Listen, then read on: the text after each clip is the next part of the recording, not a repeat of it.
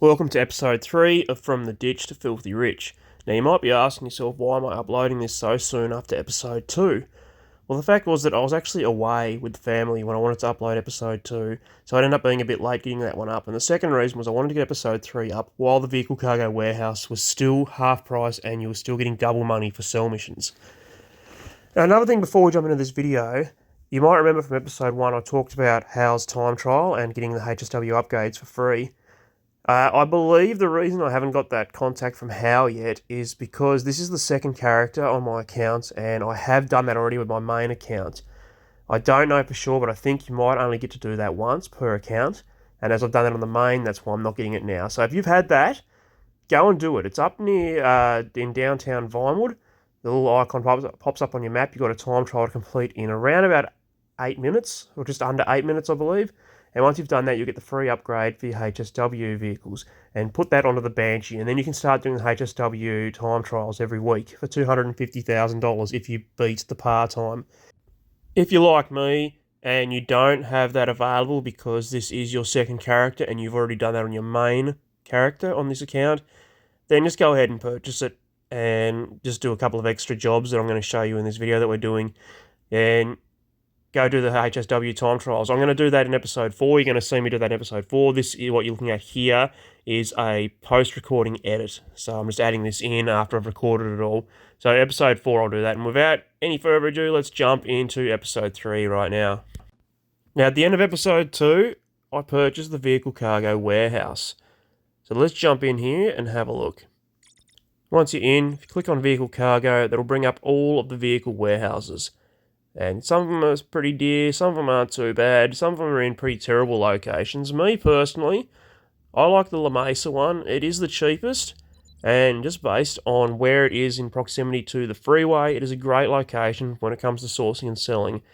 And as is the cheapest, yeah, go ahead and get it. So I got it. Don't do any of these, they're cosmetic upgrades. They don't do a damn thing for business. Some businesses, upgrades are really important. This is one of those that there's absolutely nothing. It just changes the look of it, so don't do that. Once you've got your warehouse, when you're ready to source, come over here and click on Source Vehicle and Confirm. And same as with the cargo warehouse, when you are doing it from your office, you can just come straight up to your assistant and you can request any of the vehicles, a Pegasus vehicle or a personal vehicle. Okay, so I went with the Frogger. It's the only Pegasus vehicle, only flying vehicle I have at the moment. So I'm going to use that to get over to the location where we need to go. Now for this particular mission, I had to do kind of like a time trial kind of event. So I landed my helicopter and I called out my Virtue. Headed over to the starting area and then it'll give me a waypoint of where I need to go to, which in this case it is El Gordo's Lighthouse.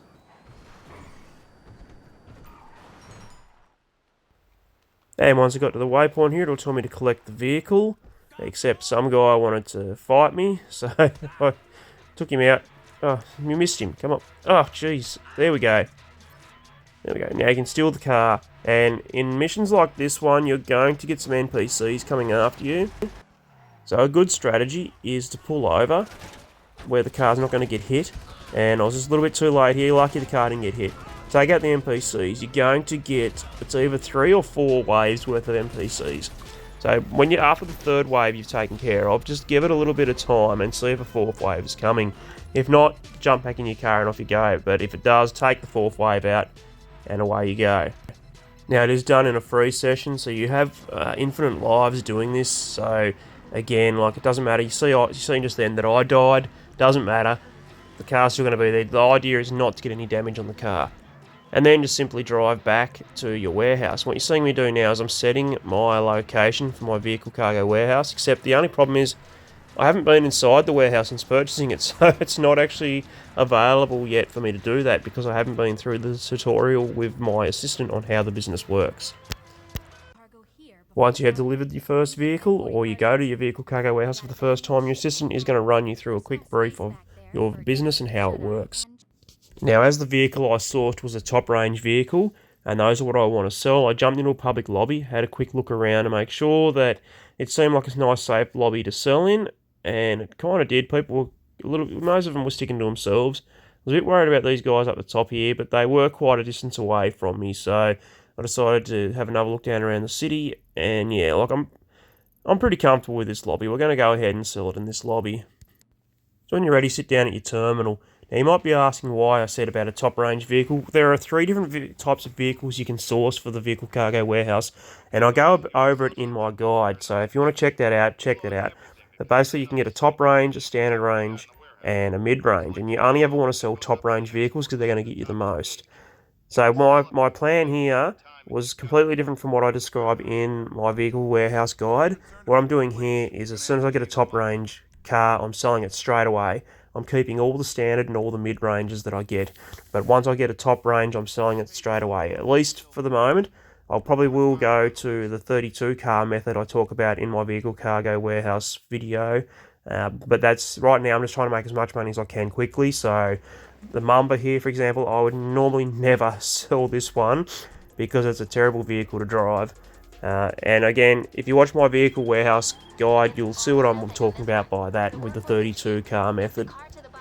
So when I like to sell these, again, I explain that in my Vehicle Warehouse guide, that I like to stick to the freeway and take the freeway as long as I possibly can. In fact, while we're driving here, I will just quickly explain about the 32 car method. So the Vehicle Warehouse has a pool of only 32 vehicles. The warehouse itself can hold 40 vehicles, but there are only 32 different types of vehicles that you can get. There are 10 mid-range, 10 standard range, and 12 top range. And the game will never give you 2 of one vehicle until you have collected all 32 vehicles. So generally what I do is I collected all 32 vehicles, and then I pick the one vehicle that I like the handling of the best. For me, that is the Tyrus.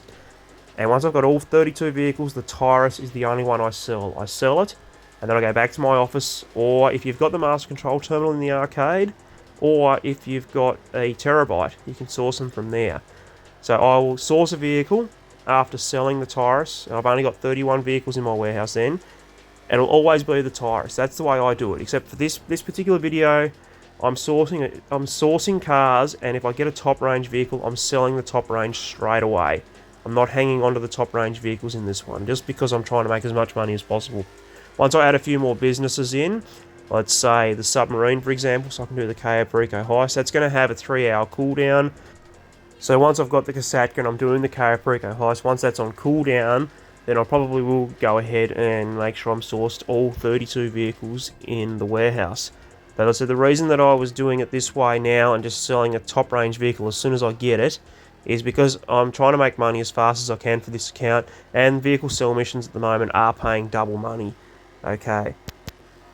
So if you've actually been following the footage here in the background while I was rambling about how I go about sourcing vehicles normally, you can see that I'm sticking to the freeway the whole way up, and I'm going to turn off in just a second, a little bit further up the road here. But basically, all my sell missions from the La Mesa warehouse, I make sure I stay on the freeway as much as possible, just to avoid tight turns with the traffic through the city, for example.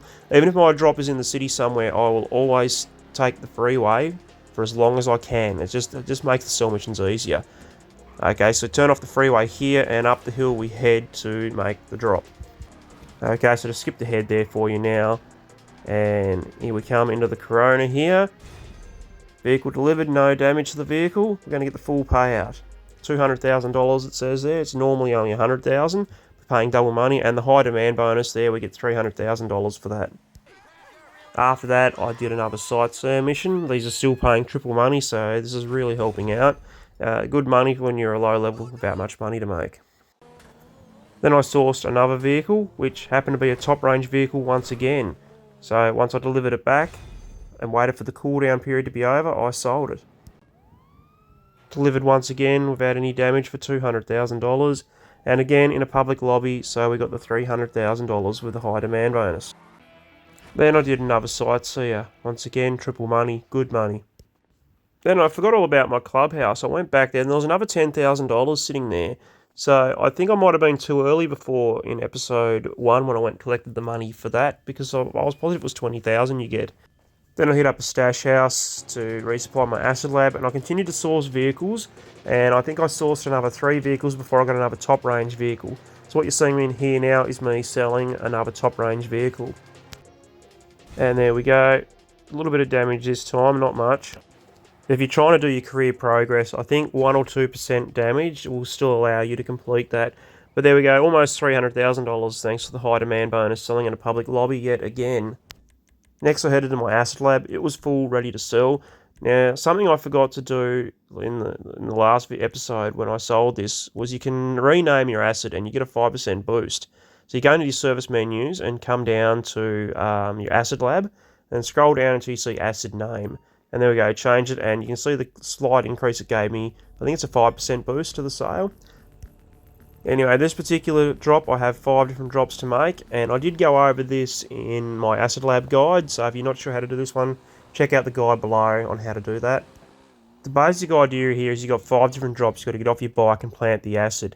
Now, in 1 or 2 of these missions, you will have a wanted level. This car just here is an unmarked cop. So if I plant it on this one just here, that cop's going to see me and it's going to give me a wanted level. A little trick I found after I did the guide was he can't see me here. If I plant it here, I'm not going to get a wanted level. And I believe you can do that on every single drop where you just have a look around. If there's an unmarked car there and there's somebody sitting in it, it is a police officer and you are going to get a wanted level. So just check every location you drop at. If there are any of these cars parked there, someone inside it, go to the location. You've got 3 different locations you can drop it at in each of these spots. Drop it in the one that he can't see you. If you don't see any cars around with people in them, it means the cops aren't there, so don't worry about it. Just plant it whichever one you like. Make the last drop, get back on the bike for the extra RP that you get. Get a bit of an RP boost if you remain on your delivery bike while you're leaving. It tells you up in the top left-hand corner there, that as well. And like that, successfully sold Acid Lab. Next, I headed back to the warehouse to pay Lupe to source more crates for me.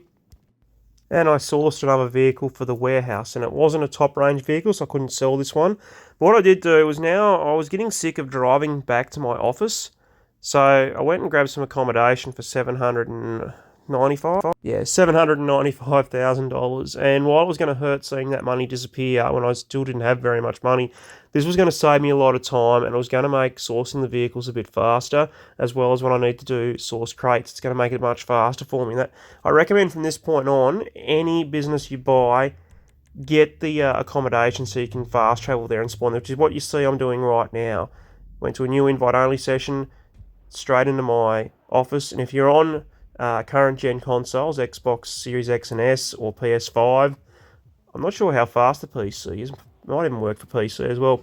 It only takes a little bit of time. You can see that was real time there. I didn't cut any of that footage. That was nice and quick, wasn't it? So I went back to the laptop in my office and sourced another vehicle for my warehouse. And it was a mid-range vehicle, so I couldn't sell this one. And did another sightseeing mission, still paying triple money, so get onto these guys. This is really good at the moment. And I continued to source vehicles in the meantime until I got another top range vehicle, and then I sold it. So basically what my grind was looking at right now was I'm getting on, I'm doing the stash house, I've dropped doing G's cash, I'm doing the stash house, I'm spinning the wheel, I'm going to my warehouse and paying Lupe to source crates, and then I'm sourcing vehicles, and I'm continuing to source vehicles until I get a top range vehicle. When I get a top range vehicle, I'm selling it. Then I'm doing a sightseeing mission. Back to my office, sourcing a vehicle. If it's not a top range vehicle, then I come out of my office, do another sightseeing mission. Go back to my office, source a vehicle. Not a top range, then I go out, leave my vehicle warehouse after delivering it, and I do a sightsee. If it is a top range, I'm selling it. And I want you, if you're following along with me in this video with your character, I want you to do the same thing. Keep sourcing your vehicles until you get top range vehicles. Only as soon as you get a top range vehicle, if you're not on cooldown, sell it. I did actually happen to source 2 top range vehicles back to back, and there was a bit of a cooldown there, and I couldn't sell it the second one straight away, so I just went ahead and did sightseeing missions. So keep doing that. Pay Lupe to source the crates in your warehouse. From now on, I'm not going to bother with the 9 crate method anymore. I'm going to just sell them straight up. If I've only got 16 crates, the most I'll get is 2 vehicles if I get the Brocades or the Cubans. If I get really lucky and I get the Titan or the Tugboat, it's only 1 vehicle. And that's going to pretty much do it for episode 3. So keep doing that. Save up. We want to keep saving until we have got around about $3 million, I'm going to say at this point. And the reason for that is the Kasatka submarine on its own is $2.2 million. But the Cayo Perico heist costs $100,000 to do the setup now, so we want to make sure we've got a bit of money left over once we purchase that and we pay to do the first heist. So that's what we're going to do. We're going to save up, and in episode 4, we're going, unless, of course, because this is getting close to the end of an event week, unless, of course, there is a crazy, crazy business discount coming out on Thursday, we're going to go ahead in episode 4 and we're going to buy the Kasatka and do the setups for the Cayo Perico heist.